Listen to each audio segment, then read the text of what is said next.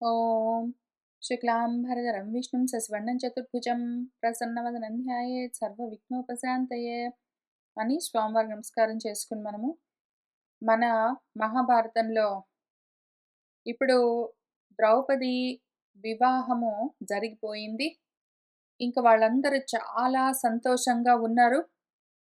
వాళ్ళందరూ మన ద్రుపదుడి యొక్క అంతఃపురంలో ఆయన వీళ్ళ కోసం కల్పించిన విడిదింట్లో పరమోత్సాహంగా ఉన్నారు. మన ద్రుపదుడు ఎన్నో కానుకలను, రథాలను, గుర్రాలను, ఏనుగులను, పరివారాన్ని, రత్నాలను ఎన్నింటినో ఆయన కానుకలుగా ఇస్తూ వచ్చాడు. వాళ్ళందరూ సుఖంగా, సంతోషంగా అక్కడే ద్రుపదుడింట్లో నివసిస్తూ ఉన్నారు. ఈలోగా కృష్ణుల వారు కూడా చాలా కానుకలు పంపించారు. గోవిందుడికి ప్రియం కలిగిస్తూ మన ధర్మరాజు యుధిష్ఠిరుడు ఆ కానుకలను కూడా పుచ్చుకున్నాడు. ఈ విధంగా వాళ్ళు ఉన్నారు అన్న చోట మనం పోయిన వారము ఆపాము. ఇంక అక్కడి నుంచి ముందుకు వెళ్ళాలి. ఈలోగా ఒక చిన్న విషయము మనం ఒకసారి విచారణ చేసుకుని వెళ్దాము. మన ద్రౌపది మన పాండవులందరినీ 5గురిని పెళ్లి చేసుకున్నది కదా! అది ఏ విధంగా జరిగి ఉంటుంది అని దాన్ని జస్టిఫై చేయడం కోసము మనకు చాలా రకాల కథనాలు, ఆఖ్యానాలు వినిపిస్తూ ఉంటాయి. చాలా ఉండిండొచ్చు. ముఖ్యంగా అందులో ఎక్కువగా మనం వినేవి ఒక 4 విచారణ చేద్దాము. వాటి గురించి పూర్వాపరాలు కూడా ఆలోచించుకుందాము. ఒకటేంటంటే మన ధర్మరాజు ఈ విధంగా ద్రుపదుడు కాబట్టి మరి రేపు మంచి రోజుంది. మన అర్జునుడు ద్రౌపదిని పెళ్లి చేసుకోవాలి అని అంటూ ఉంటే, మన ధర్మరాజు ఏమన్నాడంటే, ముందు ఆమెను నేను పెళ్లి చేసుకుంటాను. తర్వాత మా తమ్ముళ్ళందరూ పెళ్లి చేసుకుంటారు. కారణం ఏమి అంటే, నేను పెద్దవాడిని. పెద్దవాడికి పెళ్లి గాకుండా మూడో వాడికి పెళ్ళెట్లా అవుతుంది అని అన్నాడు. ఆ తర్వాత నేను ఒకసారి అన్నానంటే ఇంకది తప్పవదు. నేనన్న మాట సత్యమై తీరాలి. కాబట్టి ఈ విధంగానే చేయవలసి ఉంటుంది అని ఆయన అదే పనిగా చెప్తూ ఉన్నాడు. వాళ్ళు ముందు ద్రుపదుడు వాళ్ళందరూ ఇది తప్పు గదా! ఇది ధర్మవిరుద్ధం గదా! అని చాలా అన్నారు. కానీ ధర్మరాజు అంటే ఇంక సత్యవాక్కు గాబట్టి సరే పోనీలే ఆయన ఎందుకన్నాడో అంటే అన్నాడు. అయితే అయింది. ఆయన అడిగాడు కాబట్టి అని వాళ్ళు ఒప్పుకున్నారు అని ఒక కథ ఉన్నది. కానీ అయితే ఆ కథకున్న లోపమేమి అంటే, ఆ విధంగా ఒకవేళ పెద్దవాడిని నేనున్నాను, నాకు పెళ్లి గాకుండా చిన్నవాళ్ళకి ఎట్లా అవుతుంది అని ధర్మరాజు అడగాలనుకుంటే, భీముడికి ఇంతకన్నా ముందే చాలా రోజుల కిందే మన హిడింబతో పెళ్ళయింది. మన హిడింబ భీముడిని వరించి పెళ్లి చేసుకుంటానని అడిగినప్పుడు వాళ్ళందరూ గూడా మాట్లాడుకున్నారు, అంగీకరించారు. కొన్ని షరతులతో ఒప్పుకున్నారు. హిడింబ అంగీకరించింది. మన భీముడామెని పెళ్లి చేసుకున్నాడు. వాళ్ళు చాలా సంతోషంగా విహరించారు. కొన్నాళ్ళకి వాళ్ళకి ఒక కొడుకు పుట్టాడు. తర్వాత ఆమె హిడింబ ఇంక వెళ్ళిపోయింది అక్కడి నుంచి కొడుకుని తీసుకుని. అని మనము ఆ కథ చూసుకుంటూ వచ్చాము. కాబట్టి ఈ లాజిక్, ఈ రీజన్ పనిచెయ్యదు. ధర్మరాజు అట్లా అడగడం, ఆ విధంగా అడగడము అనుచితము. అక్కడ కుదరదు. రెండో కారణం ఏం చెప్తారంటే, కుంతీ దగ్గరికి మన అర్జునుడు కృష్ణను తీసుకొనొచ్చి, "అమ్మా భిక్ష తీసుకొనొచ్చాను" అంటే, "అందరూ పంచుకోండి" అని చెప్పింది. అందుకని మేమందరం పంచుకుంటాము ఆమెను భిక్షగా అని మన ధర్మరాజు అన్నాడు. కుంతి గూడా, "మరి నేనట్లా అన్నాను. నా మాట అసత్యం అవ్వద్దు. కాబట్టి ఆ విధంగా చెయ్యాలి" అని వాళ్ళు ఈ విధంగా గూడా ద్రుపదుడిని బలవంతం పెట్టారు. కాబట్టి ద్రుపదుడు ఒప్పుకోవలసి వచ్చింది అని ఒక ఆఖ్యానం ఉన్నది. ఇంకొక కథ అది గూడా పనిజేయదు. ఎందుకు అంటే ఇందులోనే మన కుంతి భిక్షగా తీసుకుని వస్తే మన వాళ్ళందరూ వెళ్ళి నిజంగా భోజనాన్ని, మనుషుల్ని, వస్తువుల్ని గాదు. భోజనాన్ని తీసుకొనొస్తే భిక్ష, అప్పుడు కుంతి మన కృష్ణనే పిలిచి, "అమ్మా!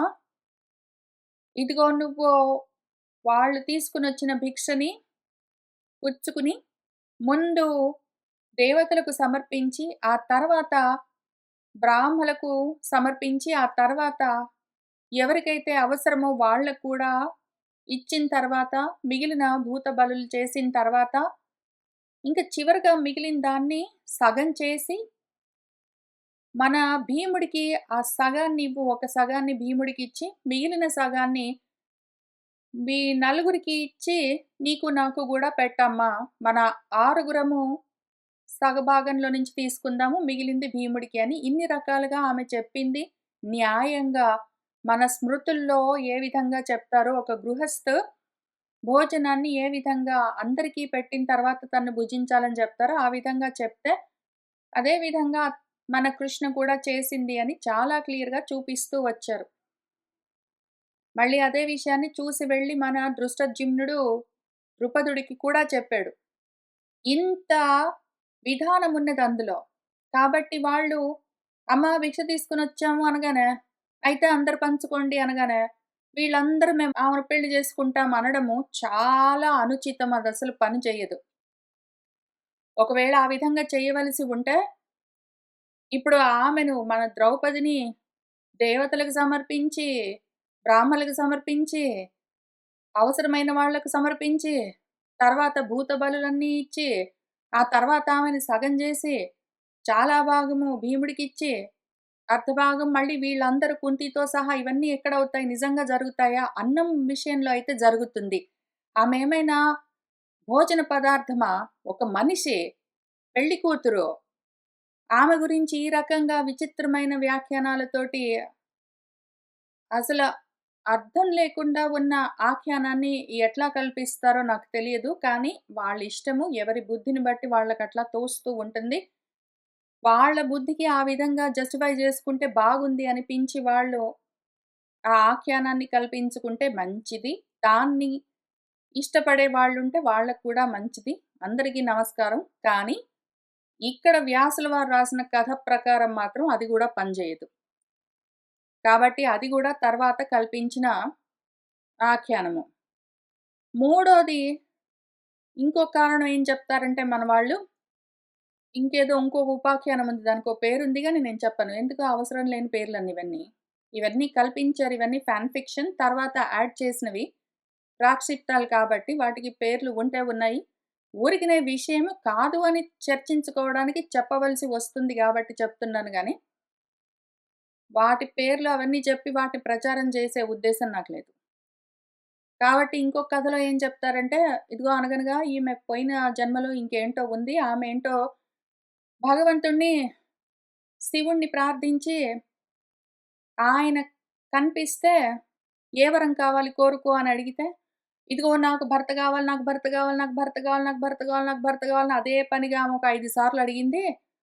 ఆయన సరే అన్నాడు. ఆమ 5 సార్లు అన్నది కాబట్టి, అందుకని ఈ జన్మలో ఆమెకి 5 మంది భర్తలు కలిగారు అని ఇంకొక విచిత్రమైన కథని, ఇంకొక అర్థం లేని ఆఖ్యానాన్ని కల్పించారు. ఇందులో ఉన్న ప్రాబ్లమ్స్ ఏంటంటే, ఆ జన్మలో అడిగిందామె నాకు భర్త గావాలని.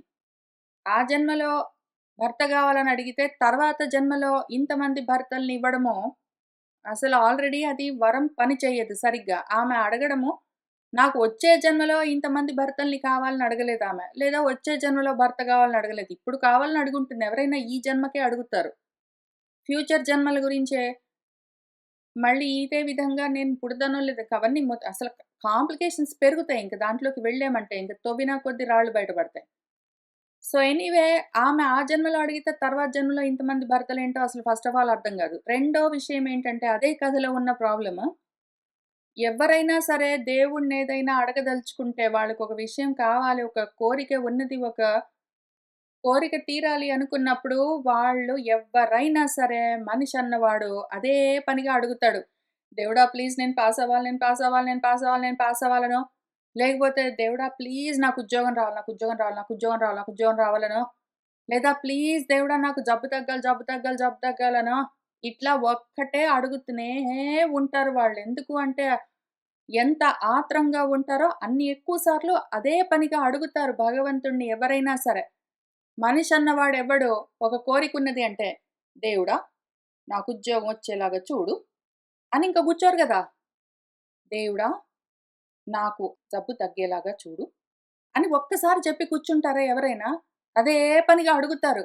అడిగినంత మాత్రాన అదిగో నువ్వు దేవుడా నాకు జబ్బు తగ్గాలి, జబ్బు తగ్గాలి, జబ్బు తగ్గాలని 5 సార్లు అడిగావు గాబట్టి, నీకు 5 జబ్బులిచ్చి, మళ్ళీ 5 జబ్బులు తగ్గిస్తాను అని చెప్తాడా దేవుడు? ఆ టైంలో నాకే జబ్బుందో దాన్ని తగ్గించమని అడుగుతున్నప్పుడు ఒకసారి, 2 సార్లు, 5 సార్లు గాదు. 50, 60 సార్లు, 500 సార్లు అడుగుతాను ఇంక అదే పనిగా. ఆ రకంగా అడిగినంత మాత్రాన ఆమె 5 సార్లు అడిగింది కాబట్టి 5 మంది భర్తలు. ఇది ఇంకొక విచిత్రమైన అర్థం లేని ఆఖ్యానం. అది గూడా పనిచెయ్యదు. ఈ 3 కథలు కాక కల్పించబడ్డ తర్వాత ప్రాక్షిప్తంగా ఉంచబడ్డ ఈ కథల్ని పక్కన బెడితే, ఇంకొక కథ గూడా ఉన్నది. అదేమి అంటే, ఇంకా విచిత్రమైన ధార్మిక చర్చ కోసం కూర్చుంటారింకా. ఈ రకంగా ఒక్క స్త్రీ చాలా మంది భర్తల్ని పొందడము ధర్మ విరుద్ధం కదా! అని ఒక ధర్మ చర్చ చేస్తారందరూ కలిసి. కానీ ఆశ్చర్యమేంటంటే, అదసలు ధర్మ విరుద్ధము గాదు. ఆ విధంగా ఒక్క ద్రౌపదికి మాత్రమే లేదు.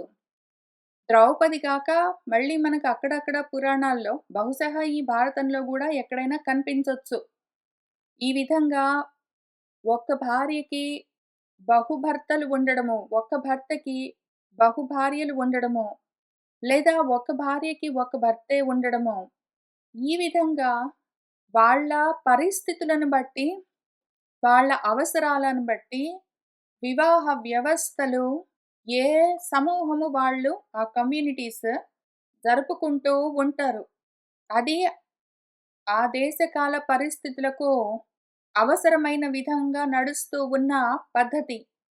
పెళ్ళిళ్ళు ఎక్కడైనా సరే యూనివర్సల్ కాదు. వివాహ వ్యవస్థ యూనివర్సల్‌గా, గ్లోబల్‌గా అంతటా సార్వభౌమికంగా ఒక్కటేలాగా ఉండదు. ఎవరి దేశాచారాల్ని బట్టి, ఎవరి ఇంట్లో ఎట్లా ఉంటుందో దాన్ని బట్టి, ఎవరి కమ్యూనిటీలో, ఎవరి సంఘంలో ఎటువంటి అవసరాలుంటాయో వాటి కోసమే పెళ్ళిళ్ళుంటాయి. పెళ్ళిళ్ళు ఎప్పుడైనా అవసరాల కోసమే ఉంటాయి. ఎప్పుడైనా సరే పిల్లల కోసమే పెళ్ళిళ్ళుంటాయి. లేదా ఇప్పుడు మనం చూడబోయే విధంగా కొన్ని ముఖ్యమైన సాంఘికమైన అవసరాల కోసము సొసైటల్ అఫిలియేషన్స్ ఉంటాయి. ఫమిలియల్ అఫిలియేషన్స్ పెళ్ళిళ్ళు ఒకానొక అవసరార్థం కోసము అవకాశంగా వాడుకుంటూ ఉంటారు. ఇక్కడ మన పాండవులందరికీ ద్రౌపదితో వివాహం జరగడము వాళ్ళకి అత్యవసరము. ముఖ్యంగా ధర్మరాజుకి చాలా అవసరము. అయితే ఎందుకు అని చూద్దాం ఒక నిమిషంలో. ఈలోగా అది అసాంఘికం గాదు. వాళ్ళెక్కడున్నారో ఆ ప్రాంతాన్ని బట్టి అది అధార్మికం కూడా గాదు. ఎందుకు అంటే అటువంటి వివాహ వ్యవస్థ కూడా ఉన్నది. నేను కొన్ని వీడియోస్ చూసాను. చాలా వీడియోస్ చూసాను. కొన్ని అంటే ఎన్ని చూసానో లెక్క గూడా లేదు.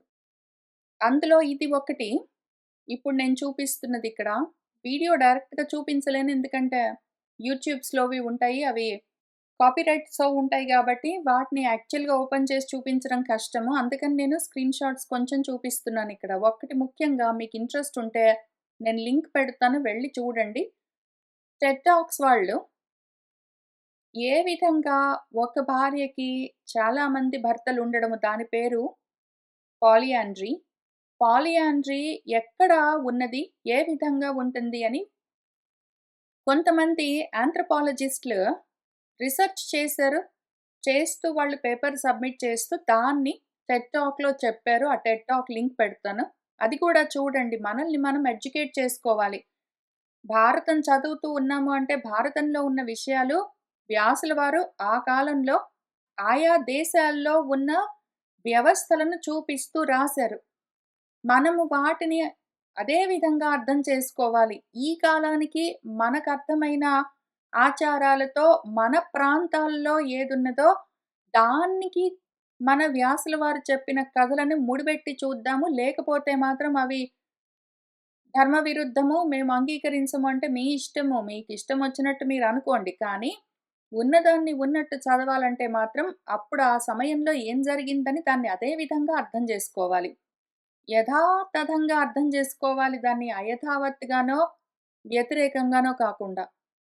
ఇక్కడ మోనోగామి చాలా ఎక్కువగా ఉంటుంది. చాలా దేశాల్లో చాలా ఎక్కువగా నడుస్తూ ఉండే వివాహ వ్యవస్థ మోనోగామి అంటే ఒక భార్యకు ఒక భర్త. ఒక భర్తకు ఒక భార్య. వాళ్ళిద్దరూ ఏకపత్నిత్వంతోటుంటారు. అది ఏకపత్ని వ్రతం అని పిలుస్తారు మన వాళ్ళు. అంటే మోనోగామి. పాలిగామి అంటే బహుభర్తృత్వము. ఏకపత్నిత్వం లాగా బహుపత్నిత్వము. ఒకవేళ ఒక్క భర్తకి చాలా మంది భార్యలుంటే పాలిజైనీ అంటారు. ఒక్క భార్యకి చాలా మంది భర్తలుంటే పాలియాండ్రీ అంటారు. ఈ మోనోగామి కన్నా గూడా తర్వాతవి ఈ 2 రకాలు కొంచెం తక్కువగా నడుస్తూ ఉంటాయి. అందులో గూడా పాలియాండ్రీ ఇంకా తక్కువగా ఉంటుంది. సేమ్ సెక్స్ మ్యారేజెస్ కూడా యాక్సెప్టబుల్. కాక లెవిరేట్ ఒకవేళ అందులో ఎవరైనా ఒకళ్ళు చనిపోతేనో అట్లా సొరొరేట్స్ అట్లాంటివి గూడా ఉంటారు. ఎందుకంటే భార్య, భర్త చనిపోయినప్పుడు ఇంకొకళ్ళని పెళ్లి చేసుకోవడం ఈ విధంగా కూడా ఉండొచ్చు. కానీ ముఖ్యంగా మనము ఎక్కువగా చూసేది మోనోగామి చూస్తాము. తర్వాత కొంచెము ఒక భర్తకి కొంతమంది భార్యలుండడం చూస్తాము. ఇంకా తక్కువగా ఒక భార్యకి ఎక్కువ మంది భర్తలుండడం చూస్తాము. అయితే అసలు ఉండకుండా పోలేదు. ఇది ధర్మ విరుద్ధం అని ఎక్కడా లేదు. ఇవన్నీ గూడా రకరకాల వివాహ వ్యవస్థలు లోకంలో ఎక్కడో దగ్గర ఉంటూనే ఉంటాయి. లోకంలో ఎక్కడైనా ఉన్నది అంటే నేనిక్కడ రాసి పెడతాను. నేనిక్కడ రాయలేదంటే లోకంలో ఎక్కడా లేదు అని కూడా ఆయన చెప్పే రాశారు మన వ్యాసుల వారు. ఇందులోనే మీరు ఒకవేళ ఈ టెడ్ టాక్ ఒకవేళ వింటే లేదా చూస్తే అందులో ఆ తల్లి ఆమె ఎవరైతే ఈ అనాలిసిస్ చేస్తున్నదో ఆంథ్రోపాలజిస్ట్ కింబర్ మెకే ఆమె తనకు తెలిసిన తన ఫ్రెండ్స్‌ని ఆమె ఫ్రెండ్స్ చేసుకున్నది వీళ్ళతో. మోస్ట్‌లీ పాలియాండ్రీ ఎక్కడుంటుంది అంటే, మన దగ్గరే ఉంటుంది. నేపాల్, భూటాన్ అట్లానే చైనాలో కొన్ని ప్రాంతాల్లో అంటే, హిమాలయాలకి అటు ఇటు ఉన్న ప్రదేశాల్లో ఈ పాలియాండ్రీ ఎక్కువగా ఉంటుంది. ఎందుకు అంటే అవసరార్థం ఇందాక నేను చెప్పినట్టు అవసరం కోసము తప్పనిసరి. కొన్ని ముఖ్యమైన కారణాలకి హిమాలయ పర్వతాలకి అటు ఇటు దాన్ని ఆధారం చేసుకొని ఉన్న దేశాల్లో ఈ పాలియాండ్రీ అంటే బహుభర్తృత్వము ఎక్కువగా ఉంటుంది.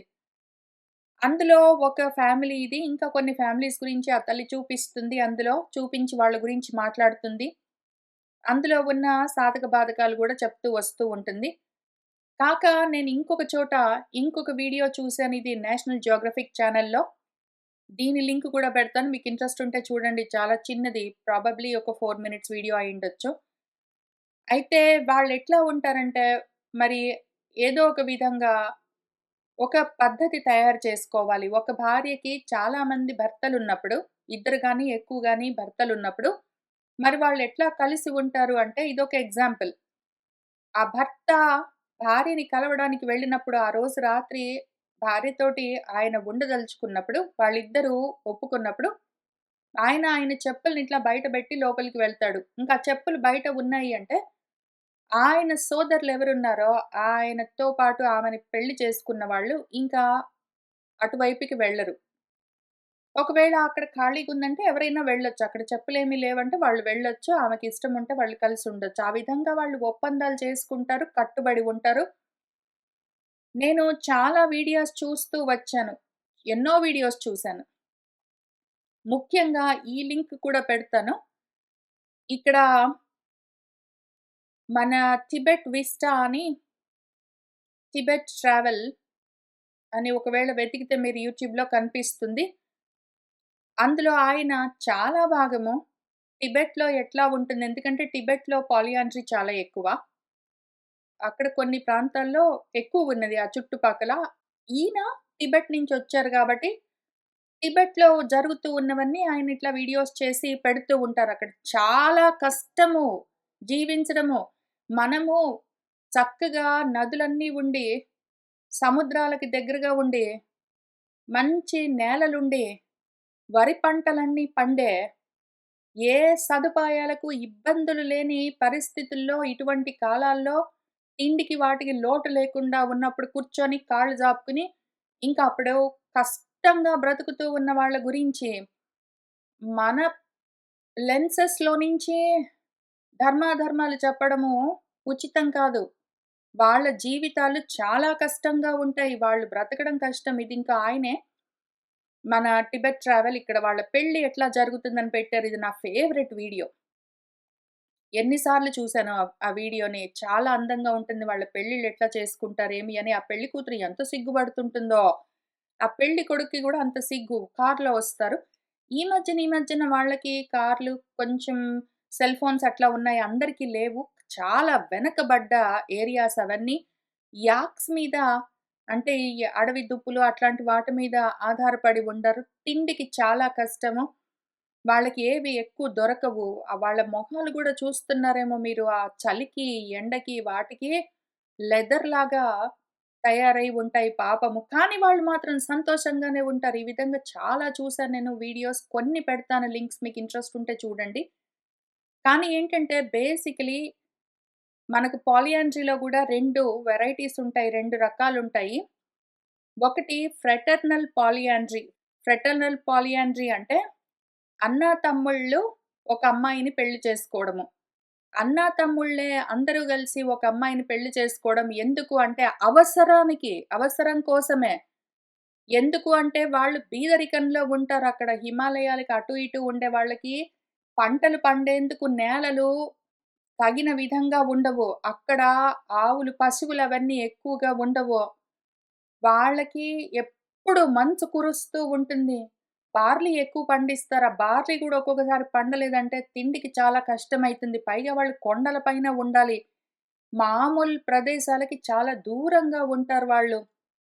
ఇప్పటికి గూడా నేపాల్‌లో అయినా సరే, టిబెట్‌లో అయినా సరే, చైనాలో కొన్ని ప్రాంతాల్లో గూడా కొన్ని కొంచెము డెవలప్ అయిన ప్రాంతాలు కొంచెం సిటీలాగా కనిపించేవి ఉన్నా గూడా అసలు అన్నింటికి దూరంగా అసలు ఏంటో మరి కొన్ని దశాబ్దాల కింద మనం ఎట్లా ఉన్నామో, ఆ రకంగా ఉన్న ప్రాంతాలు ఇప్పటికి గూడా ఉన్నాయి.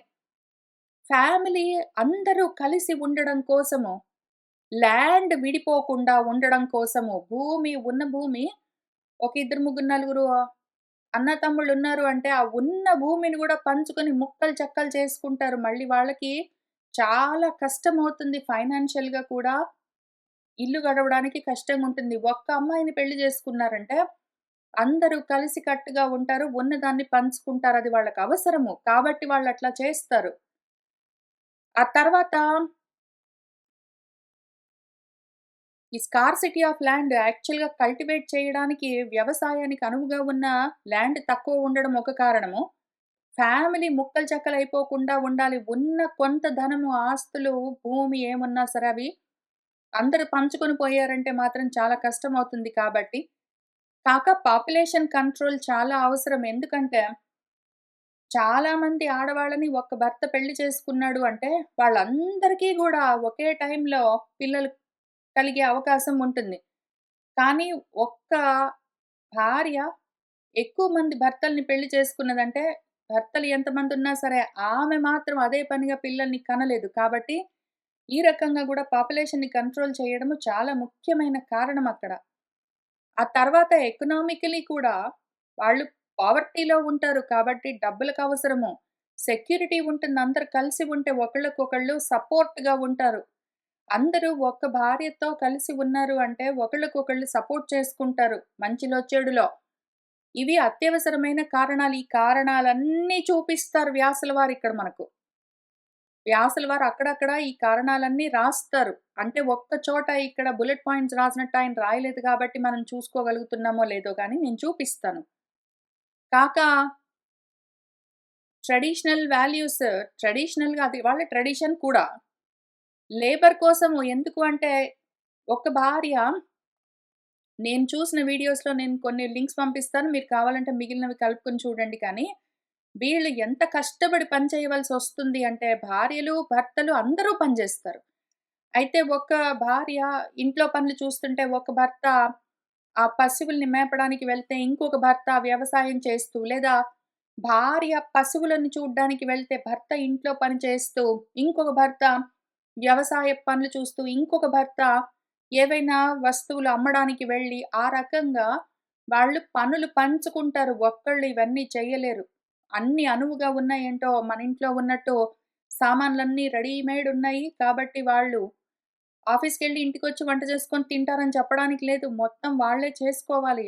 కాబట్టి వాళ్ళకి అవసరం లేబర్ హెల్ప్ చేస్తుంది ఈ విధంగా పనులు చేసుకోవడానికి లిమిటెడ్ రిసోర్సెస్ కాబట్టి. ప్రాపర్టీ మళ్ళీ ముక్కలు చెక్కలు గాకుండా ప్రిజర్వింగ్ చేయడం కోసం హౌస్ హోల్డ్ ప్రాపర్టీ ఇంట్లో ఉన్న వస్తువులు గూడా అందరూ పంచుకొని పోకుండా ఫ్రెటర్నల్ పాలియాండ్రీ చాలా అవసరము. అన్నాతమ్ముళ్ళందరూ కలిసి ఉండడం కోసము. ఈ విధంగా మీరు చూసుకుంటే చాలా విషయాలు ఎందుకు అవసరమో ఆ ప్రాంతానికి అని తెలుస్తుంది. ఇప్పటికి గూడా ఆ కాలంలో వ్యాసుల వారి కాలం గాదు. ఈ కాలంలో గూడా ఇప్పుడు గూడా ఎందుకంటే నేనిప్పుడు చూపిస్తున్న ఈ వీడియోస్ అన్నీ పాతవి గూడా కాదు. 1, 2 ఇయర్స్‌వి ఇక్కడ నేను వెతికాను గానీ, మీరొకవేళ ఈ టిబెట్ విస్టా వెబ్‌సైట్‌లోకి ఛానెల్‌లోకి వెళ్లి చూస్తే రీసెంట్‌గా గూడా అప్‌లోడ్ చేసినవుంటాయి వీడియోస్. ఆయన కొన్నే చేశారు. వ్లాగ్స్ లాగా అట్లా చేస్తారు. 3 వీక్స్ కింద గూడా చేశారు. సో, వాటిని చూస్తే తెలుస్తుంది ఎంత కష్టంగా ఉంటుందో అక్కడ బ్రతుకు. తక్కువ రిసోర్సెస్ తోటి వాటితోటి ఎట్లా ఉండవలసి వస్తుందో. అందుకని ఇవన్నీ ఆలోచించి ముఖ్యంగా మనకిక్కడ ధర్మరాజుకి వేరే అండ లేదు. పాండవులెవ్వరికీ ఏ ఆధారము లేకుండా ఉన్నారు ఇంతవరకు. నా వాళ్ళనుకున్న కౌరవులు, వీళ్ళు గూడా కౌరవులయితే కూడా వీళ్ళని ఒక ముక్క చేసి అవతలికి తోసేశారు పాండవులని వేరే పేరు పెట్టి. కౌరవులుగా అందులో కలుపుకోను గూడా కలుపుకోవట్లేదు. పెద్దలున్నారు భీష్ముడు మొదలైన వాళ్ళు చూస్తూ ఊరుకున్నారు. వీళ్ళకి ఏ దారి లేక, ఏ దిక్కు లేక ఊరు పేరు వదిలిపెట్టి ఎవ్వరికీ చెప్పుకోకుండా అజ్ఞాతంగా అసలు వర్ణం గూడా మార్చుకుని వాళ్ళు దాక్కుని బ్రతకవలసి వస్తుంది. ఆ విధంగా ఉన్నది వాళ్ళ పరిస్థితి. ఇప్పుడు వాళ్ళకు పెళ్ళవ్వడం అంత ముఖ్యం గాదు. పెళ్లి ద్వారా వాళ్లకు ఆధారము, అండ దొరకడము అత్యవసరము. వాళ్ళు మళ్ళీ పైగా ఒక్కళ్ళు పెళ్లి చేసుకొని విడిపోతే మిగిలిన వాళ్ళందరూ ఏమైపోతారు? అర్జునుడొక్కడు పెళ్లి చేసుకొని పక్కకెళ్ళిపోతే మిగిలిన వాళ్ళందరూ ఏమైపోతారు? మళ్ళీ వాళ్ళకెక్కడ దొరుకుతుంది ఇంత అండ? అసలే చాలామంది ప్రేమకో, భయానికో కౌరవులకు సపోర్ట్ చేస్తూ ఉంటారు. ఒక్కడున్నాడు ద్రుపదుడు. మన కౌరవులు గూడా ద్రుపదుడంటే ఇంతకుముందు యుద్ధాలన్నీ జరిగాయి కాబట్టి కొంచెం దూరంగా ఉంటారు. ఇప్పుడు ద్రుపదుడి అండ దొరికింది అంటే ఎంతటి వెన్నుదన్ను, ఎంత సపోర్ట్ సిస్టమ్ అసలు ఇంపాసిబుల్ సపోర్ట్ సిస్టమ్ మన ధర్మరాజుకి, మిగిలిన వాళ్ళకి.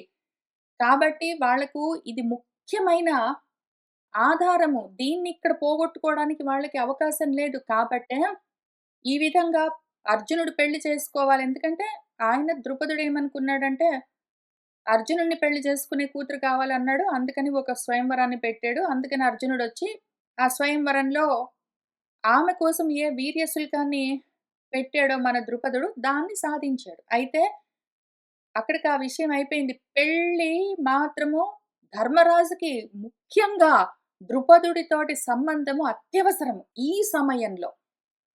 అందుకనే గదా! అది ఉన్నది కాబట్టే ఆ ధైర్యంతోటే ఆయన పైగా వచ్చినప్పుడిక్కడ మన ద్రుపదుడు వాళ్ళని భోజనానికి వాటికి పిలిచాడు కదా! విందు భోజనానికి పిలిపించాడు. వీళ్ళందరూ వెళ్ళినప్పుడు మన ద్రుపదుడు వాళ్ళతో మాట్లాడుతూ, "ఎవరండి మీరు? ఎవరనుకోవాలి మిమ్మల్ని? మీరు క్షత్రియులా? బ్రాహ్మలా? ఎవరు? ఏమి? మీ సంగతి చెప్తారా?" అని అడిగితే, మన ధర్మరాజు, "అవును మేము రాజులమే, మేము క్షత్రియులమే" అని ఎప్పుడు చెప్పాడు? ఎప్పుడైతే ఆయన ఇంకా మాకు ఒక దారి కావాలి, మాకు ఒక ధైర్యం కావాలి, మాకొక సపోర్ట్ సిస్టమ్ కావాలి అని అడగడానికి సిద్ధమవుతున్నప్పుడు, మన ధర్మరాజు ఇంక అందుకని అప్పుడు ఆయన ఒక మాట అన్నాడు. అవును నిజమే. మేము క్షత్రియులమే, పాండుపుత్రులమే. ఇదిగో నేను ధర్మరాజు, వీడు భీముడు, వాడు అర్జునుడు, అదిగో వాళ్ళిద్దరు నకుల సహదేవులు అని చెప్తూ ఆయనేమన్నాడంటే, మొత్తం చెప్పాను మహారాజా అని పిలిచి, ఇంక మీరే మాకు పెద్ద, మాకు పరాయణం, మాకు పరమ ఆశ్రయ స్థానం మీరే అన్నాడాయన ఆ సమయంలో.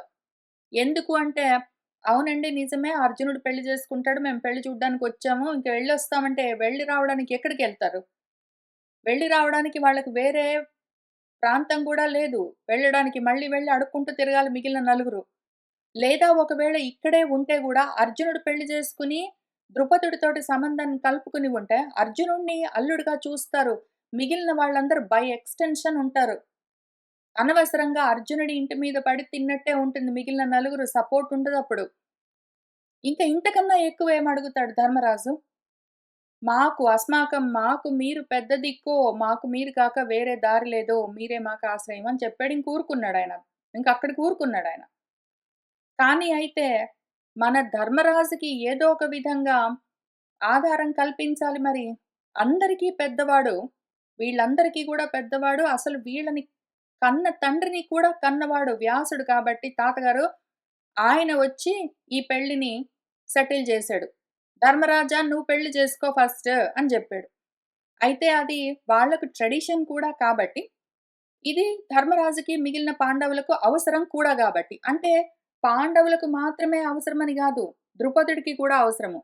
ద్రుపదుడు మన కృష్ణను అర్జునుడికిచ్చి పెళ్లి చేయాలని ఎంత కోరుకున్నాడో, అంతే తీవ్రంగా ద్రోణుడిని చంపే కొడుకు కావాలని గూడా కోరుకున్నాడు. ఇప్పుడు ద్రోణుడిని ఊరికనే ఎందుకు చంపుతారు ఎవరైనా? యుద్ధం గావాలి. ఆ యుద్ధం ఒకవేళ వచ్చిందంటే ఒక్క అర్జునుడు కాడు. అర్జునుడితో పాటు మిగిలిన వాళ్ళు కూడా కావాలి మనకు ద్రుపదుడి సైడు. ద్రుపదుడికి కూడా ఇది ఎంతో లాభం ఇది. అత్యవసరమైన విషయము. తనకు పాండవులందరూ స్వయాన అల్లుళ్ళై ఉంటే, వాళ్ళందరూ గూడా మామగారి కోసం ఆయన తరపున నిలబడి యుద్ధం జేస్తారు. ఆ విధంగా ద్రోణుడిని ఓడించేందుకు అవకాశం ఉంటుంది. ఆ తర్వాత విషయం ఫ్యూచర్‌లో జరిగేది. కానీ విషయం ఏంటంటే, ఇదంతా అవసరార్థం జరిగిన విషయము. ఇందులో ఎక్కడా ప్రేమ లేదు. ఉండిండొచ్చు. ప్రేమ ఎందుకుండదు? ఉంటుంది ప్రేమ. కానీ ముఖ్యంగా వాళ్ళకు అవసరం కోసం చేసుకుంటూ ఉన్న పెళ్లి. ఇది ధర్మం కాదనడానికి గూడా వీల్లేదు. ఎందుకంటే, ఆ ఆచారం ఇప్పటిదాకా నడుస్తూ ఉన్నది కూడా. ఇప్పుడొకటి చూపించాను గదా! నేను పైన. ఈయనే మన ధర్మరాజే. మీరు కాక మాకింక వేరే దారి లేదు. మా అందరికీ మీరే దారి అని జెప్పాడు. ఇంక అంతకన్నా ఎక్కువ చెప్పలేదాయన. ఆ తర్వాత దాన్ని అర్థం జేసుకొని మన వ్యాసుల వారు కుంతి అడగలేదు. ధర్మరాజు గూడా నోరు తెరిచి అంతకన్నా ఎక్కువేం అడుగుతాడు? నాకిచ్చి పెళ్లి చేయండి. దిక్కు లేకుండా ఉన్నాను. అట్లా అయితే మీరు నాకు సపోర్ట్ చేయొచ్చా అని ఎట్లా అడుగుతాడు ధర్మరాజు? కొంతవరకు చెప్పాడు ఇంక ఆగాడు. కుంతి ఎట్లా అడుగుతుంది? నా పెద్ద కొడుకు దిక్కు లేకుండా ఉన్నాడు.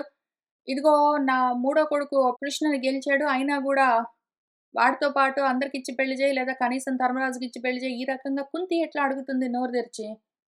కాబట్టి వీళ్ళ వైపున పెద్దవాడు, వీళ్ళ తరఫున పెద్దవాడు వ్యాసుడు నిర్ణయం చేశాడు. మిగిలిన వాళ్ళు అర్థం చేసుకున్నారు. వాళ్ళింక దాని గురించి ఎక్కువ మాట్లాడలేదు. అందుకని పెళ్లి సంతోషంగా చేశారు వాళ్ళు.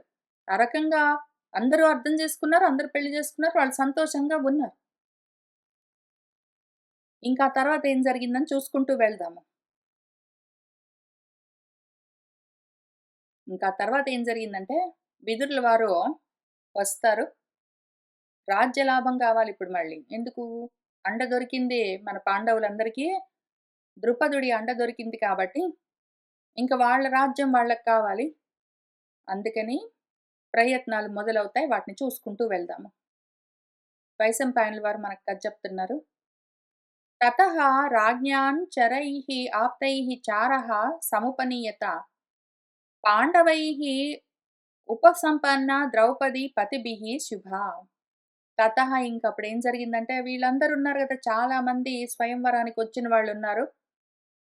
వాళ్ళందరికీ కూడా ఏమి తెలిసింది అంటే, మన ద్రౌపది, ఆ శుభ మంగళమూర్తి, పాండవైః పతిభిః సంపన్న పాండవులను భర్తలుగా పొందింది అని తెలిసింది. ఈ విషయము రాజ్ఞాం రాజులందరికీ వాళ్ళ ఆప్తైః వాళ్ళు నమ్మే చారులెవరున్నారో గూఢచారుల ద్వారా సమాచారం పంపించబడ్డది. వాళ్ళందరికీ తెలిసింది. రాజులందరికీ గూడా ఇక్కడ ఆ లక్ష్యాన్ని భేదించిన వాడు అర్జునుడు, వెంటే ఉండి చెట్టుచ్చుకుని అందరిని చితకబాదినవాడు భీముడు, మిగిలిన వాళ్ళు గూడా అక్కడే ఉన్నారు. పాండవులందరూ ఆ లక్క ఇంట్లో దాంట్లో బెట్టి వీళ్ళని కాల్చేస్తుంటే బయటపడ్డారు అని ఇవన్నీ తెలుస్తూ ఉన్నాయి. ఇంకిప్పుడే తెలుస్తున్నాయి. ఇన్నాళ్ళు పాపం వాళ్ళు అజ్ఞాతంగా జాగ్రత్తగా ఉన్నారు. ఇప్పుడు జాగ్రత్తగా ఉండవలసిన అవసరం లేదు. ఎందుకంటే సపోర్ట్ ఉన్నది వాళ్ళకి. ఏన తద్ధనుః ఆయమ్య లక్ష్యం విద్ధం మహాత్మన సహ అర్జునః జయతాం శ్రేష్ఠః మహాబాణ ధనుర్ధరః. ఏన ఎవరి చేతనైతే ఏ మహాత్ముడి చేతనైతే ఆ ధనుస్సు ఎత్తబడ్డదో, ఆ లక్ష్యము కొట్టబడ్డదో, సహా ఆ జయించే వాళ్ళలో శ్రేష్ఠుడు అర్జునుడు. ఆ గొప్ప బాణాన్ని ధనుస్సుని ధరించినవాడు. యః శల్యం మద్రరాజానం ఉత్క్షిప్య ఆభ్రామయత్ బలి త్రాసయన్శ్చాపి సంక్రుద్ధః వృక్షేణ పురుషాన్ రణే. ఇంక ఎవరైతే ఆ మహాబలవంతుడో శల్యుణ్ణి మద్రరాజును ఎత్తి పట్టుకుని గాల్లో గిరగిరా తిప్పాడో, సంక్రుద్ధః మహాకోపంతో వృక్షేణ ఒక చెట్టు పెళ్లగించి దాన్ని పట్టుకుని యుద్ధంలో పురుషాన్ త్రాసయంచాపి భయపెట్టాడో మిగిలిన రాజులందరినీ. ఎవరైతే నచ్చాపి సంభ్రమః కశ్చిత్ ఆసీత్ తత్ర మహాత్మనః సహ భీమః భీమ సంస్పర్శః శత్రుసేన అంగపాతనః. ఎవరైతే ఆ మహాత్ముడు ఆయన చేత అందరూ భయపడాల్సొచ్చింది గాని, ఆయన మాత్రం ఏమాత్రం సంభ్రమం లేకుండా, తొట్రుపాటు లేకుండా, టెన్షన్ లేకుండా అందరిని చితకబాదాడో ఆయన భీముడు. ఆయన్ని చూసి అందరూ భయపడ్డారు. ఆయన అసలు కొంచెం గూడా భయం అనేది లేకుండా ఉన్నాడు. అటువంటి వాడు సహా ఆ వచ్చిన వాళ్ళలో ఆ ఇద్దరిలో ఆయన భీముడు. భీమ సంస్పర్శః భయంకరమైన మనిషి. శత్రుసేనను ఇంకా అంగపాతనః వాళ్ళ శరీరాల్ని ఎత్తి కింద కుదేస్తాడు అటువంటి వాడు. ఇంతకీ వాళ్ళు బ్రహ్మరూపధరాః శ్రుత్వా పాండురాజసుతాన్ తదా కౌంతేయాన్ మనుచేంద్రాణం విస్మయః సమజాయత. ఇంతకి తదా ఆ సమయంలో మన పాండురాజ పుత్రులు పాండవులందరూ బ్రహ్మరూపాల్లో ఉన్నారు, బ్రాహ్మలుగా ఉన్నారు అని ఆ కౌంతేయులందరూ ఆ విధంగా అజ్ఞాతంగా బ్రాహ్మణ వేషాల్లో ఉన్నారు అందరూ అని తెలిసి ఆ రాజుల్లో ఎంతో ఆశ్చర్యం కలిగింది. సపుత్రా హి పురా కుంతి దగ్ధా చతుగృహే శ్రుత పునః జాతాన్యితి స్మ ఏతాన్ మన్యంతే సర్వపార్థివాః. రాజులందరూ ఏమనుకున్నారంటే, ఓహో, ఇంతకు ముందు పురా మన కుంతి తన పుత్రులతో సహా ఆ చతుగృహంలో ఆ లక్క ఇంట్లో దగ్ధ కాలిపోయిందని శృత విన్నాం గదా మనము. పునః కానీ వాళ్ళు మళ్ళీ జాతాన్యితి బతికి బయటపడ్డట్టున్నారు ఈ పాండవులు అని రాజులందరూ మన్యంతే అనుకుంటూ ఉన్నారు. అప్పుడు చచ్చిపోయారనుకున్నాము, కానీ మళ్ళీ వాళ్ళు బతికొచ్చినట్టున్నారని వాళ్ళందరూ అనుకున్నారు. ధిక్కుర్వంతః తదా భీష్మం ధృతరాష్ట్రం చ కౌరవం కర్మణా సునృశంసేన పురోచన కృతేన వై. వాళ్ళందరూ ఆ కౌరవుడు ధృతరాష్ట్రుణ్ణి, భీష్ముణ్ణి వీళ్ళిద్దరిని, ఎందుకంటే పెద్ద దిక్కు ధృతరాష్ట్రుడు పాండవుల్ని తండ్రిలాగా కాపాడవలసిన వాడు, భీష్ముడు తాతగారు. అయినా కూడా వీళ్ళు పక్షపాతం వహించి పాండుపుత్రులను ఆ విధంగా అన్యాయం చేసినందుకు వాళ్ళందరూ తదా దిక్కుర్వంతః ఛీ అని తిట్టుకున్నారు. పైగా ఈ నృశంస, నృశంస అంటే క్రౌర్యము, దయ లేకపోవడము. అసలు ఏమాత్రం దయ అన్నది లేకుండా ఉన్న కర్మలన్నీ చేశారు. పైగా పురోచనుడిని కూడా పంపించారు అని పురోచనుడితో సహా అందరినీ వరుసబెట్టి అందరూ తిట్టుకుంటున్నారు. వృత్తే స్వయంవరే చ ఏవ రాజానః సర్వే ఏవ తే యథా ఆగతం విప్రజగ్ముః విదిత్వా పాండవాన్ వృతాన్. ఇంకా రాజానహ మొత్తం రాజులందరూ స్వయంవరే వృత్తే, స్వయంవరం అయిపోయింది కదా ఇంకా. పెళ్లి గూడా అయిపోయింది. మన ద్రౌపది పాండవులను వరించింది.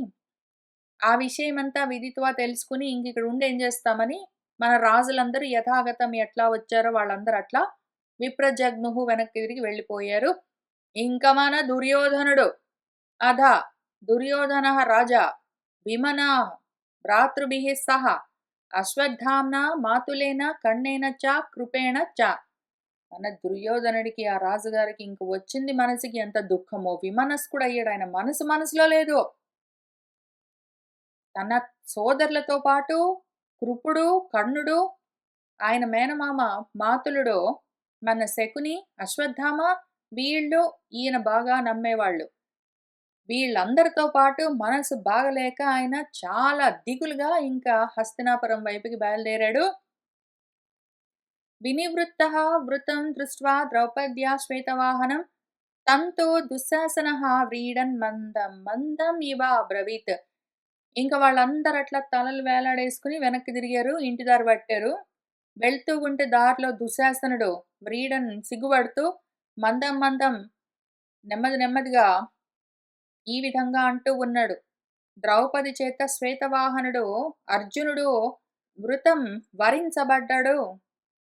మన అర్జునుణ్ణి ద్రౌపది వరించింది ఆ స్వయంవరంలో అని దృష్ట్వా చూసుకుని ఇంక మన వాళ్ళందరూ వినివృత్తః వెనక్కి తిరిగి బయలుదేరి వెళ్తూ దుశ్శాసనుడు సిగ్గుపడుతూ ఈ మాటలు అంటూ ఉన్నాడు. ఓడిపోయారు కదా ఇప్పుడు, చేతగాని వాళ్ళలాగా వెనక్కి వెళ్తున్నారు.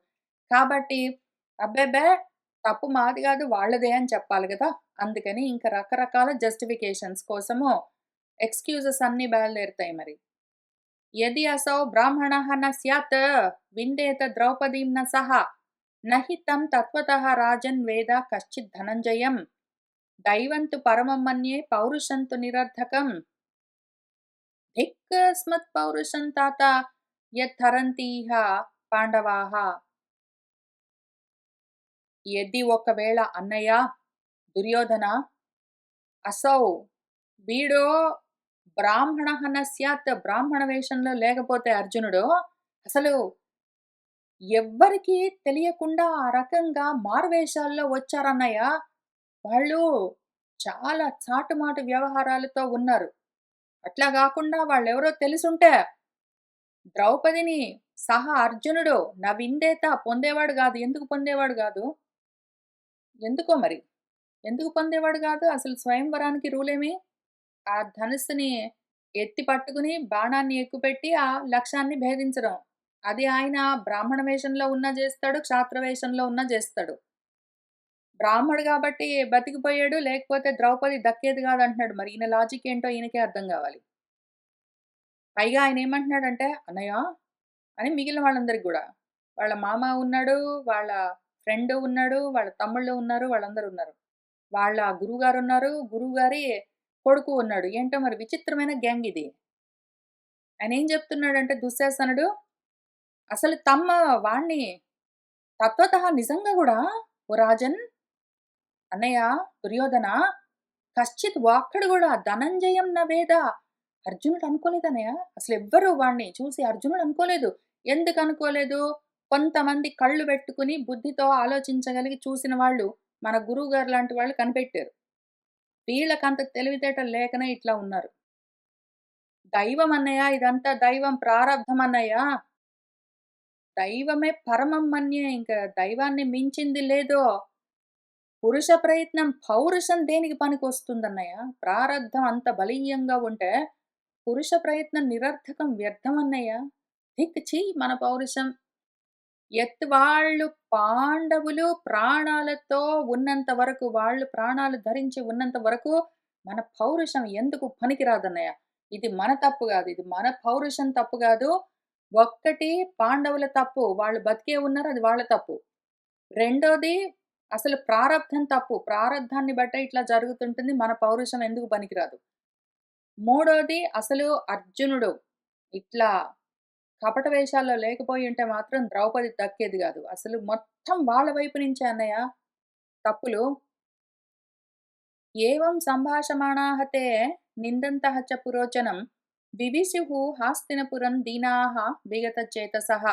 ఏవం సంభాషమాణాః ఈ విధంగా మాట్లాడుకుంటూ ఒకళ్ళనొకళ్ళు ఓదార్చుకుంటూ కన్నీళ్లు తుడుచుకుంటూ గొప్పలన్నీ చెప్పుకుంటూ తప్పు మాది గాదు పక్కోడిదే అనుకుంటూ కింద పడ్డా పై చెయ్యి మాదే అనుకుంటూ పైగా ఇంకా అక్కడికే అయిపోలేదు.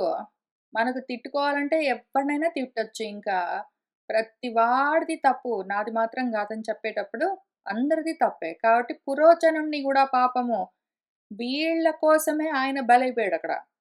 ఆయన్ని గూడా నిందంతః నిందించుకుంటూ, ఆయన్ని గూడా తిట్టుకుంటూ, ప్రారబ్ధాన్ని తిట్టుకుంటూ, పాండవుల్ని తిట్టుకుంటూ, పురోచనుడిని తిట్టుకుంటూ ఎళ్తూ ఉన్నారు. ఈ విధంగా వాళ్ళు దీనంగా విగత చేతసః మనసులన్నీ చెదిరిపోయి హస్తినాపురంలోకి వివిశువు ప్రవేశించారు ఫైనలీ. త్రస్తాః విగత సంకల్పాః దృష్ట్వా పార్థాన్ మహౌజసః ముక్తాన్ హవ్యవహార్చయేనాన్ సంయుక్తాన్ ద్రుపదేన చ దృష్టద్యుమ్నం చ సంచింత్య తథా ఏవ చ శిఖండినం ద్రుపదస్య ఆత్మజాంశ్చ అన్యాన్ సర్వయుద్ధ విశారదాన్. వాళ్ళు త్రస్తాహ భయపడుతున్నారిప్పుడు. ఒకటి దుఃఖమొస్తుంది, ఇన్సల్ట్ అనిపిస్తుంది, అవమానం ఒకవైపు, ముఖ్యంగా పాండవులు గెలిచారు. ఆ దుఃఖము, ఆ కోపము, రోషం ఒకవైపు, వీటితో పాటే భయము వాళ్లకు బాగా ఎక్కువగా ఉన్నది. ఎందుకు అంటే ఎక్కడైతే కామక్రోధాలుంటాయో అక్కడ భయము గ్యారంటీ, అనుమానం లేదు. భగవద్గీతలోనే భగవంతుడు ఇందులోనే ఈ భారతంలోనే తర్వాత ఇంక కొన్నాళ్ళకి చెప్తారు. వీతరాగ భయక్రోధాః స్థితదీహి మునిః ఉచ్యతే అని ఒక పాదంలో ఆయన ఏం చెప్తారంటే, మనము స్థితదీహి స్థితికి వెళ్ళాలి, మునులమవ్వాలి అంటే మనకు 3 ఉండరాదు. రాగము, భయము, క్రోధము అన్నారు. రాగము కోరిక, క్రోధము కోపము ఉన్నాయంటే భయం వాటితో పాటే ఉంటుంది మధ్యలో. వీళ్ళకు మేము గెలవలేదు, గెలవాలి అన్న కోరిక, వాళ్ళు గెలిచేశారు అన్న కోపము ఉన్నది అంటే మధ్యలో భయం గ్యారంటీగా ఉంటుంది. కాబట్టి వాళ్ళు త్రస్తాహ భయపడుతూ ఉన్నవాళ్ళే, విగత సంకల్పాహ ఏం చేయాలో తోచట్లేదు వాళ్ళకి. ఆ పార్థులను చూసుకుని వాళ్ళు గొప్ప ఓజస్సుతో గొప్ప స్థితిలోకొచ్చారిప్పుడు సడెన్‌గా. పైగా వాళ్ళు ఆ హవ్యవాహనుడు అగ్నిలో పెట్టి కాల్చేద్దామంటే అందులో నుంచి ముక్తాన్ బయటపడిపోయారు. ఎట్లానో అర్థం గావట్లేదు. పోయి వాళ్ళు ద్రుపదుడితోటి సంయుక్తాన్ని కూడారు పైగా. ఏదో నిప్పుకి గాలి తోడైనట్టుందిక్కడ. పోనీ ద్రుపదుడొక్కడేనా? దృష్టద్యుమ్నుడు, శిఖండి, ద్రుపదుడి వేరే ఆత్మజులు ఆయన కొడుకులు అందరూ యుద్ధ విశారదులు. ఇంక వాళ్ళు ఒకవేళ యుద్ధానికొస్తే మనం ఏమైపోతాం? అప్పడం అయిపోతాం అని భయమేస్తుంది వీళ్ళకి. ఈ రకంగా మొహాలు వేలాడదీసుకొని, మొహాలు మాడ్చుకొని తిట్టుకుంటూ బయలుదేరి ఇంటికి వెళ్ళారు వాళ్ళు. విదురః తు అథ తాన్ శ్రుత్వా ద్రౌపద్యా పాండవాన్ వృతాన్ వ్రీడితాన్ దాత్రరాష్ట్రాంశ్చ భగ్నదర్పాన్ ఉపాగతాన్. విదురుడు ఇదంతా విన్నాడు. ఆ పాండవులు ద్రౌపది చేత వరింపబడ్డారు అని తెలుసుకున్నాడు. మన ధృతరాష్ట్రుడి కొడుకులు దుర్యోధనుడు మిగిలిన వాళ్ళందరూ భగ్న దర్పంతో దర్పమంతా భగ్నమయ్యి ఈ రకంగా వెనక్కి తిరిగి వస్తే జరిగిందంతా తెలుసుకుని వాళ్ళు సిగ్గుపడుతూ తలలు దించుకుని దర్పమంతా చెడిపోయి వెనక్కి తిరిగొచ్చారు. మన పాండవుల్ని ద్రౌపది పెళ్లి చేసుకున్నది అని విని ఆయన చాలా సంతోషించాడు. తతః ప్రీతమనాః క్షత్తా ధృతరాష్ట్రం విశాంపతే ఉవాచ దిష్ట్యా కురవః వర్ధంతే ఇతి విస్మితః. ఆశ్చర్యపోయాడు. మన విదురుడు ఆశ్చర్యపోయాడు అని మన వైశంపాయనుల వారు విశాంపతే ఓ రాజా అని జనమేజయుడిని పిలిచి ఏం చెప్తున్నారంటే, మన క్షత్తా విదురుడు తతః ఇంకా ప్రీతమనాః ఎంత సంతోషించాడంటే వెళ్ళి ధృతరాష్ట్రుడితోటి గబగబా వాళ్ళ పెద్దన్నయ్యతోటి పాపము పాండురాజు మన విదురుడికి రెండో అన్నయ్య, ధృతరాష్ట్రుడు పెద్దన్నయ్య. రెండో ఆయన పోనే పోయాడు. పిల్లలు ఇట్లా అన్యాయంగా ఎక్కడ ఉన్నారో దిక్కు లేకుండా అని ఇంతకాలం ఆయన బాధపడ్డాడు. ఇప్పుడు ఆయనకి చాలా సంతోషం అనిపించింది. పెద్దాయన దగ్గరికి వెళ్ళి ఈ విధంగా ఉవాచ అన్నాడు. ఏమన్నాడంటే ఆశ్చర్యంగా, "అన్నయ్య, రాజా, దిష్ట్యా అదృష్టం కొద్దీ కురవః వర్ధంతే, వాళ్ళందరూ బాగున్నారు. కౌరవులందరూ బాగున్నారు" అన్నాడు. కౌరవులు అంటే మన ధృతరాష్ట్రుడికి ఆయన బిడ్డల వరకే. పాండవుల్ని ఆయన కౌరవులని అనుకోడు. కాబట్టి ఆయన ఆటోమేటిక్‌గా కౌరవులు వర్ధంతే, కౌరవులు వృద్ధి చెందుతున్నారు. కౌరవులందరూ బాగుపడుతున్నారు. ఎంత అదృష్టమో అని మన విదురుడు అనగానే ఈయనేమో తన కొడుకనుకున్నాడు. వైచిత్రవీర్యః తు నృపః నిశమ్య విదురస్య తత్ అబ్రవీత్ పరమప్రీతః దిష్ట్యా దిష్ట్యా ఇతి భారత. ఆ విచిత్ర వీరుడి కొడుకు మన రాజుగారు ధృతరాష్ట్రుడు విదురస్య తత్ విదురుడి ఆ మాటలు నిశమ్య విని పరమప్రీతి, ఇంకా ఆయనకెంత సంతోషం కలిగిందంటే, ఈ విధంగా అబ్రవీత్ అన్నాడు. ఏమన్నాడంటే, దిష్టి అదిష్టి, అవును, అదృష్టం, అదృష్టం, అదృష్టం, అదృష్టం బాగుండి అని ఆయన గూడా అంటున్నాడు. మన్యతే హి వృత్తం పుత్రం జ్యేష్ఠం ద్రుపద కన్యయ దుర్యోధనం అవిజ్ఞానాత్ ప్రజ్ఞాచక్షుః నరేశ్వరః. ఈయనకు ప్రజ్ఞాచక్షువు అవిజ్ఞాతం, అది పనిచేయదు. విజ్ఞానం లేని, జ్ఞానం లేని చక్షువు ఆయన కన్ను. ఆయనకి యాక్చువల్‌గా ఫిజికల్‌గా శరీరానికి కళ్ళున్నాయంటే లేవు. అవసలు పనిచేయవు. పోనీ ప్రజ్ఞాచక్షువు మనసన్నా, బుద్ధైనా పనిచేస్తుందా అంటే, అది అవిజ్ఞానాత్, దానికి విజ్ఞానమేమీ లేదు. అజ్ఞానమే ఉన్నది. ఆ ఉన్న ఒక్క బుద్ధి గూడా అజ్ఞానంతో నిండి ఉన్నది. ఆయనేమనుకున్నాడు, ఆ వృత్తం వరించబడ్డవాడు, స్వయంవరానికెళ్ళాడు గదా కొడుకు మిగిలిన వాళ్ళందరూ. ఆ వరించబడ్డవాడు నా జ్యేష్ఠ పుత్రుడు మా దుర్యోధనుడే అని మన్యతే అనుకున్నాడు. ఆ ద్రుపద రాజ కూతురు, ద్రుపద రాకుమారి, ద్రుపద కన్య నా పెద్ద కొడుకును వరించింది అని పాపం ఆయన చాలా సంతోషించాడు. అద ఇంకా తు ఆజ్ఞాపయామాస ద్రౌపద్యా భూషణం బహు ఆనీయతాం వై కృష్ణ ఇతి పుత్రం దుర్యోధనం తదా. ఇంకా ఆయన ఎంత సంతోషించాడంటే, ఆజ్ఞాపయామాస, ఆజ్ఞాపించాడు. చాలా రకరకాల భూషణాలు, ఆభరణాలన్నీ ద్రౌపది కోసం తెప్పిస్తూ ఉన్నాడు. అట్లానే దుర్యోధనుడికి చెప్పి పంపించాడు. "కృష్ణని తీసుకొని రా. కృష్ణని నా దగ్గరికి తీసుకొని రా, నేను చూస్తాను" అని. ఆమె కోసం చాలా వస్తువులు, కానుకలు, బంగారాభరణాలన్నీ తెప్పించాడు. మన దుర్యోధనుడు చెవులు వేలాడదీసుకొని, ముఖం వేలాడదీసుకొని వచ్చాడు. ఇంకక్కడ నిలబడి ఉంటాడు. మిగిలిన వాళ్ళందరూ ఆయనతో పాటు, ఆయనకు ఆప్తులైన గ్యాంగ్ అంతా ఆయనతో పాటు వచ్చుంటారు. మన దుర్యోధనుడితో పాటు. మన విదురుడు ఒక్కడే వెళ్ళాడక్కడ. వెళ్ళి ధృతరాష్ట్రుడితోటి మాట్లాడుతూ ఉంటే, "ఆ! పిలిపించు, పిలిపించు" అంటున్నాడు మన ధృతరాష్ట్రుడు. దుర్యోధనుడు, దుశ్శాసనుడు, కర్ణుడు, శకుని, అశ్వత్థామ, కృపుడు వీళ్ళందరూ గూడా అక్కడికొచ్చారు. ఇంకా తెలిసింది ధృతరాష్ట్రుడికి, పాపము పెళ్లి చేసుకున్నది పాండవులు, దుర్యోధనుడిని కాదు, మన ద్రౌపది అని. అథాస్యా పశ్చాత్ విదురః ఆచఖ్యౌ పాండవాన్ వృతాన్ సర్వాన్ కుశలినః వీరాన్ పూజితాన్ ద్రుపదేన చ తేషాం సంబంధినః చ అన్యాన్ బహూన్ బల సమన్వితాన్. ఇంకా మన విదురుడు, "కాదు కాదన్నయ్య, కాదు రాజా, మన దుర్యోధనుడు కాదు వరింపబడ్డది" అని ఇంకా సర్వం ఆచఖ్యో మొత్తం చెప్పాడు. ఆయనకు తెలిసింది. ఆయన ఊరుకోవచ్చు గదా! పెళ్ళికెళ్ళొచ్చిన వాళ్ళు చెప్తారు గదా! ఈయనకు తొందర. పాండవులు వరించబడ్డారు. మనవాడు దుర్యోధనుడు గాదు. మన పాండవులు, మన ద్రుపదుడి కూతురు ద్రుపద రాజ కన్య చేత వరింపబడ్డారు. వాళ్ళందరూ సర్వులు కుశలంగా ఉన్నారన్నయ్య. మన వాళ్ళందరూ వీరులు. ద్రుపదుడి చేత పూజింపబడుతూ, ఎంతో గౌరవించబడుతూ ఉన్నారు మన వాళ్ళు. పైగా వాళ్ళందరికీ ఇప్పుడు మంచి సంబంధాలన్నీ దొరికాయన్నయ్య. చక్కటి సంబంధం, పెళ్లి సంబంధం కుదిరింది. ఎన్నో బహుమానాలు, కానుకలు, బలాలు, సైన్యంతో సహా ఇచ్చాడు మన ద్రుపదుడు. వాళ్ళు ఆ విధంగా అన్నిటితో సమన్వితాన్ని కూడి ఉన్నారు అని చెప్పాడు. మన ధృతరాష్ట్రుడు కంటిరెప్పపాటు కాలంలో మాట మార్చేశాడు. ముఖంలో ఏ మార్పు లేకుండా వెంటనే యథా ఏవ పాండవోః పుత్రాः తే తథా ఏవ అభ్యధికా మమ.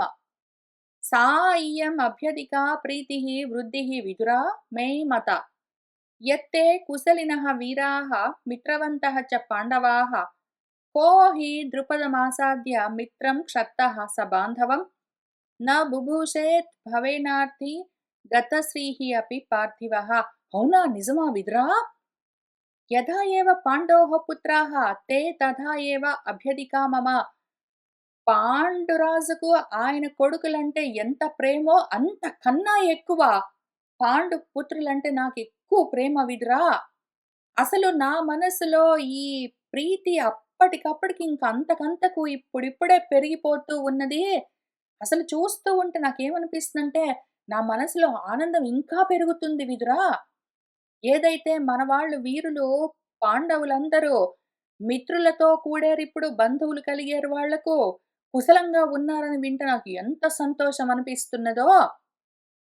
అయినా గూడా ఎవడైనా సరే ద్రుపదుడి లాంటి వాడితో సంబంధాన్ని గలుపుకున్నాక, ద్రుపదుడు మిత్రుడైతే ఓ క్షత్తః, ఓ విదురా, బంధువులతో సహా ద్రుపదుడే వాళ్లకు మిత్రుడయ్యాడంటే ఇంక దాన్ని మించిందేమున్నది?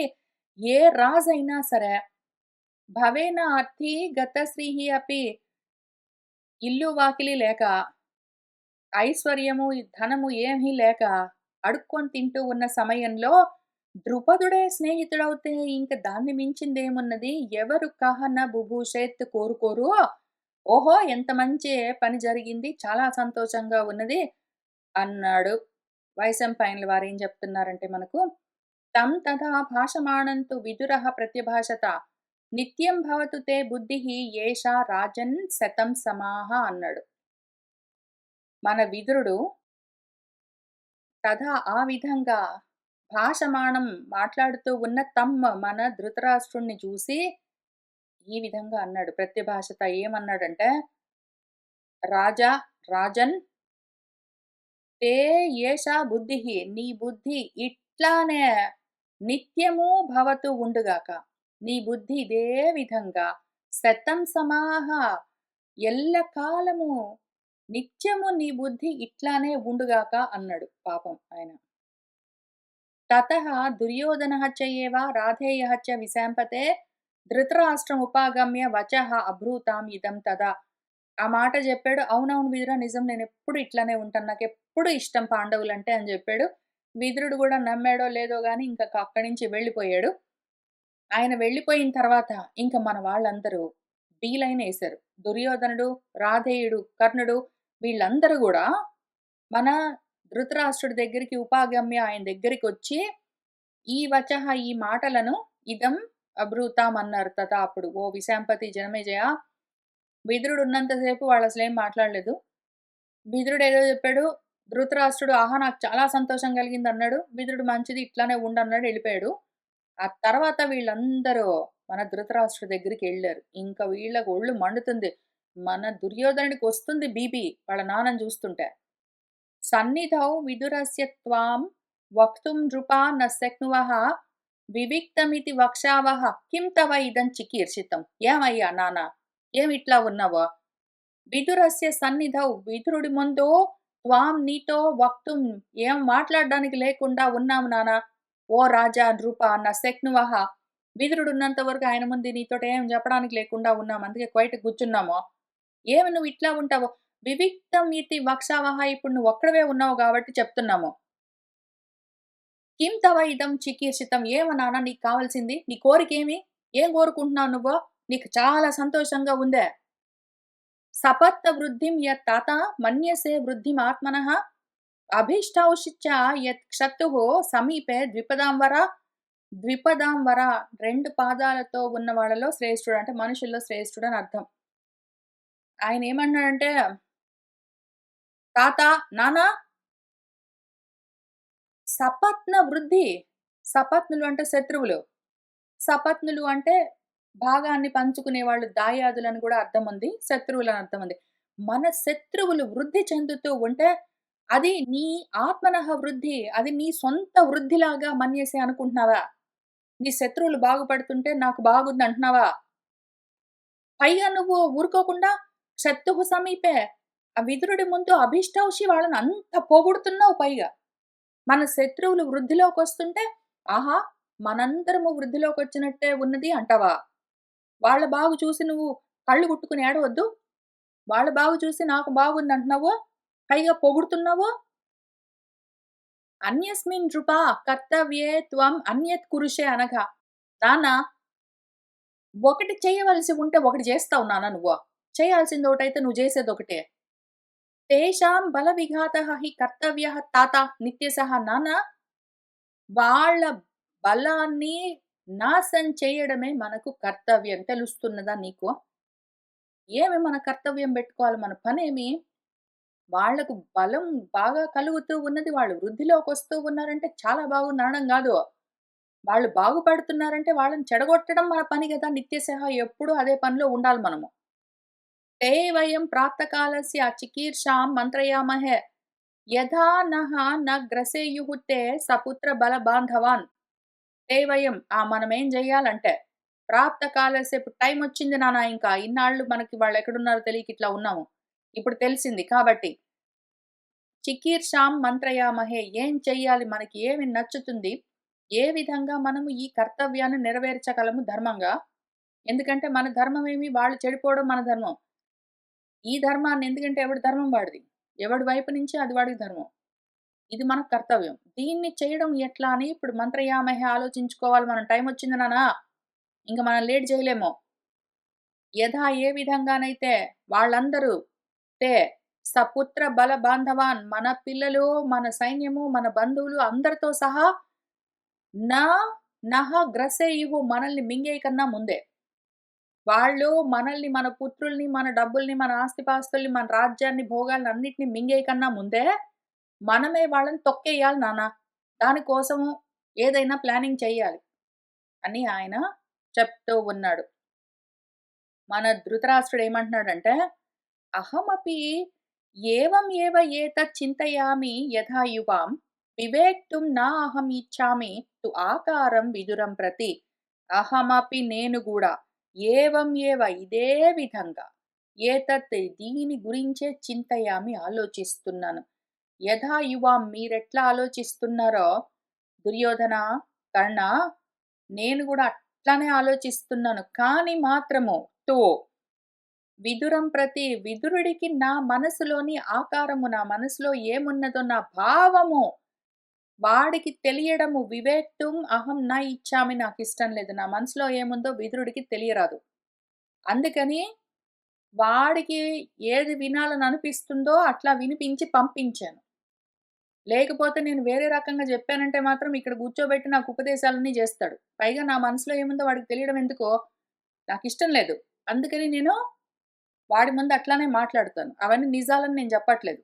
నేను గూడా మీరేమనుకుంటున్నారో అదే అనుకుంటున్నాను. అతః తేషాం గుణాన్యేవ కీర్తయామి విశేషతః. నావబుధ్యేత విదురః మమ అభిప్రాయం ఇంగితైః. అతః అందుకనే తేషాం వాళ్ళ గుణాలను కీర్తించాను. వాళ్ళ గొప్పతనం అంతా చెప్పాను అన్నాడు గానీ, వేళ్ళని పేరు బెట్టి గూడా అనట్లేదు. పాండవులని గూడా అనట్లేదాయన. పేరుతోటి గూడా పిలవట్లేదు. అందుకని వాళ్ళ గుణాలను కీర్తించానులే గానీలే విశేషంగా కావాలని గొప్పలన్నీ జెప్పిందెందుకంటే, విదురుడు మమ అభిప్రాయం నా మనసులోని అభిప్రాయాన్ని నా అవబుద్ధ్యత తెలుసుకోగూడదని కావాలనే విదురుడి కోసమే నేను వాళ్ళ గుణాలన్నీ గొప్పగా కీర్తించి, ఆహా! వాళ్ళెంత గొప్పవాళ్ళు, వీరులు, శూరులు, ఆహా! వాళ్ళు బాగున్నారా? నాకెంత సంతోషం అని అన్నానులే గానీ, ఎందుకు అంటే ఇంగితైహి నా ఇంగితము నా మనసులోని అభిప్రాయము విదురుడికి తెలియరాదు అందుకని. ఇంగితము అన్న మాట మీరు వినే ఉంటారు. ఇంగిత జ్ఞానము అని గూడా అంటారు. ఇంగితము అంటే చేష్టల వల్ల బయటబడి తెలిసేది అని అర్థం. కోపమున్నదనుకోండి ముఖ కవళికల్లోనే తెలుస్తాయి. కోపముంటే నొసలంతా చిట్లించడము, ముఖం ఎర్రపడ్డం, కళ్ళు పెద్దగవ్వడము, బుసలు గొడుతూ ఉండడము, ఏదో పిడికిళ్ళు బిగించడము, ఆ రకంగా అవన్నీ చేస్తే అవన్నీ ఇంగితాలు. అంటే ఏవైతే గుర్తులుంటాయో, మన మనసులో ఎట్లా ఉంటుందో, మన శరీరంతో అట్లా మనం ఎక్స్‌ప్రెస్ చేస్తాం గదా! వాటిని ఇంగితాలు అంటారు. ఏదో సంతోషంగా ఉంటే నవ్వుతూ ఉంటాము. ఆ రకంగా మనము ఎట్లా ఉంటామో దాన్ని బట్టి మన చేష్టలుంటాయి. మన ముఖంలో ఆ విధమైన భావాలు కనిపిస్తూ ఉంటాయి గదా! ఆ ఎక్స్‌ప్రెషన్స్‌ని ఇంగితము అంటారు. ఇంగిత జ్ఞానము అంటే ఆ ఎక్స్‌ప్రెషన్స్‌ని చూసి కనిపెట్టాలి. నోటితోటి చెప్తున్న మాటలను గాదు. ఎక్స్‌ప్రెషన్స్‌ని చూసి కూడా కనిపెట్టాలి. నువ్వంటే నాకిష్టము అని చెప్తున్న సమయంలో కోపంగా ముఖం పెట్టి వాడు అన్నాడనుకోండి, వాడు నోటితో నువ్వంటే నాకిష్టం అంటున్నా గూడా, వాడి ముఖాన్ని బట్టి మనకు విషయం తెలుస్తూ ఉండాలి. ఆ విధంగా తెలుసుకోవడాన్ని మనసులో ఉన్న అభిప్రాయం మాటగా చెప్తున్న వాటిని గాదు, మాటల్లో చెప్తున్న దాన్ని గాకుండా, మనసులోని అభిప్రాయాన్ని ఇంగితాల వల్ల అంటే చేష్టల వల్ల తెలుసుకోవడము అన్నది ఒక ప్రక్రియ ఉంటుంది. ఆ విధంగా కూడా నా ముఖ కవళికల్లో గూడా వేరే ఏ రకమైన ఎక్స్‌ప్రెషన్స్‌లో గూడా విదురుడికి అనుమానం రాగూడదు. అందుకని నేను అంత జాగ్రత్తగా వాడితో మాట్లాడి పంపించేశాను. ఇంక అది పక్కన బెట్టండి. ఇంక వాడి సంగతి పక్కన బెట్టి, నన్ను అనుమానించడం పక్కన బెట్టి, ఇప్పుడు మనం ఏం జేయాలో ఆలోచించండి. యత్ చ త్వం మన్యసే ప్రాప్తం తద్బ్రూహి త్వం సుయోధన. రాధేయ మన్యసే త్వం చ యత్ ప్రాప్తం తద్బ్రవీహి మే. సుయోధన, దుర్యోధన, యత్ త్వం మన్యసే ప్రాప్తం ఏం చేద్దామని నువ్వు అనుకుంటున్నావో, తత్ దాన్ని త్వం నువ్వు బ్రూహి చెప్పు. ఏం చేద్దామనుకుంటున్నావో నువ్వే చెప్పు దుర్యోధన. అట్లానే రాధేయ, కర్ణ, త్వంచ నువ్వు కూడా యత్ ప్రాప్యం మన్యసే ఏం చెయ్యాలి అని అనుకుంటున్నావో, తత్ మే బ్రవీహి నాకు చెప్పు. నాకర్థమైంది మీ ఇద్దరేం మాట్లాడుతున్నారో. నేనెందుకు అట్లా విదురుడితోటి అన్నానో మీకు తెలీదేంటి? మళ్ళీ అడిగారు, నన్ను అనుమానించారు. మళ్ళీ జెప్తున్నాను. అవన్నీ నిజం గాదు. నా మనసులోది వాళ్ళకి తెలియగూడదు. అందుకని అట్లా మాట్లాడుతాను. అది పక్కన పెట్టండి. ఇప్పుడు దుర్యోధన చెప్పు ఏం జేయాలి మనము? నువ్వు గూడా జెప్పు కర్ణ నువ్వేమనుకుంటున్నావో అని అడుగుతూ ఉన్నాడు. ఇంక మన దుర్యోధనుడు చాలా దూరం జెప్తాడు. తర్వాత కర్ణుడు జెప్తాడు. ఇంకా తర్వాత ఒక్కొక్కళ్ళు అందరూ మాట్లాడతారు. అవన్నీ చూసుకుంటూ వెళ్దాము. ఇవాల్టికి ఇక్కడికి ఆపుతున్నాను. సర్వం శ్రీకృష్ణ పరబ్రహ్మ పాదారవిందార్పణమస్తు.